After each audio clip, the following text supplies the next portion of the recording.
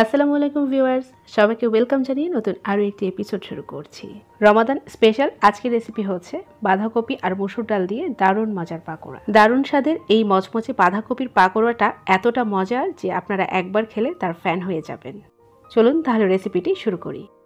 একটা মিক্সিং বুলে বাঁধাকপি কুচি নিয়েছি 3 কাপের মতো।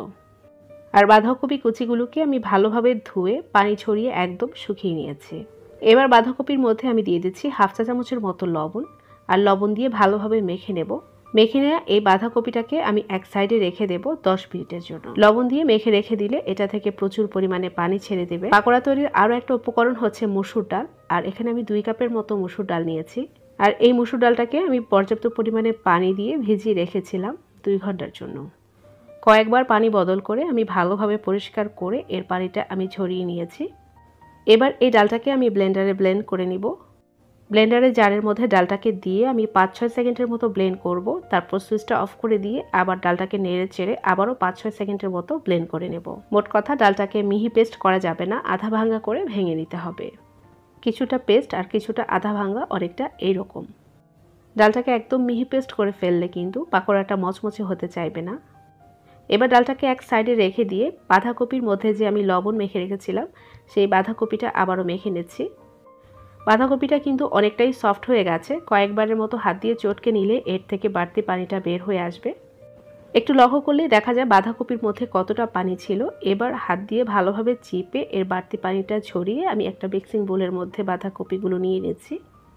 সবগুলো বাঁধাকপি আমার নেওয়া হয়ে গেছে। এবার আমি বাঁধাকপির মধ্যে দিয়ে দিচ্ছি 1 কাপের মতো পেঁয়াজ কুচি, দিয়ে দিচ্ছি 2 টেবিল চামচের মতো ভর্তি করে লাল মরিচের গুঁড়া, এবার দিয়ে দিচ্ছি 1 চা চামচের মতো জিরা গুঁড়া, এবার দিয়ে দিচ্ছি চাট মশলা 1 টেবিল চামচের মতো, 2-3টা কাঁচামরিচকে কুচি করে নিয়েছি।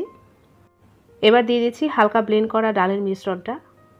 এবার দিয়ে দিচ্ছি পরিমাণ মতো লবণ। বাঁধাকপির মধ্যেও কিন্তু কিছুটা লবণ আছে, লবণটা একটু বুঝে দেওয়ার চেষ্টা করবেন। এবার বেসন দিয়ে দিচ্ছি হাফ কাপের মতো।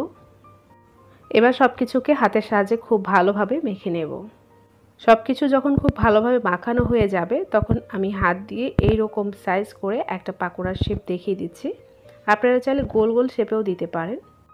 এবার একটা ফ্রাই প্যানে আমি পর্যাপ্ত পরিমাণে তেল গরম করে নিয়েছি, আর গরম তেলের মধ্যে আমি পাকোড়াগুলো দিয়ে দিচ্ছি। এ পর্যায়ে চুলার হিটটাকে আমি মিডিয়াম লো হিটে রেখে পাকোড়াগুলো ভেজে নেব। পাকোড়াগুলো অতিরিক্ত গরম তেলে ভাজতে যাবেন না, এতে করে ওপর থেকে কালার চলে আসবে আর ভেতরটা কিন্তু কাঁচাই থেকে যাবে। আর মিডিয়াম লো হিটে ভেজে নিলে ওপর থেকেও সুন্দর একটা কালার আসবে আর ভেতরটাও ক্রিস্পি হবে। এক পাশ যখন ভাজা হয়ে যাবে তখন আমি পাকোড়াগুলোকে উল্টে দেব, আর এইভাবে উল্টে পাল্টে আমি ভেজে নেব। প্রায় 10 থেকে 12 মিনিটের মতো সময় নিয়ে আমি পাকোড়াগুলোকে ভেজে নিয়েছি। আর এরকম সময় নিয়ে ভাজলে কিন্তু পাকোড়াটা দীর্ঘ সময় মচমচে থাকবে। এবার একটা স্ট্রেনারের মধ্যে আমি পাকোড়াগুলোকে তুলে নিচ্ছি আর পরিবেশন করে দেখিয়ে দিচ্ছি। তৈরি হয়ে গেছে দারুণ মজার আর মচমচে বাঁধাকপির পাকোড়া। ইফতারের টেবিলে কিংবা বিকেলে চায়ের আড্ডায় এমন মচমচে পাকোড়া তৈরি করে রাখতে পারেন। আশা করছি ছোট বড় সবাই খুব পছন্দ করবে। আর ভিডিওটি যদি ভালো লেগে থাকে তাহলে অবশ্যই চ্যানেলটাকে সাবস্ক্রাইব করে পাশেই থাকবেন। আবারও দেখা হবে নতুন কোনো রেসিপিতে ইনশাআল্লাহ। আজকের মতো এখানেই বিদায় নিচ্ছি। আল্লাহ হাফিজ।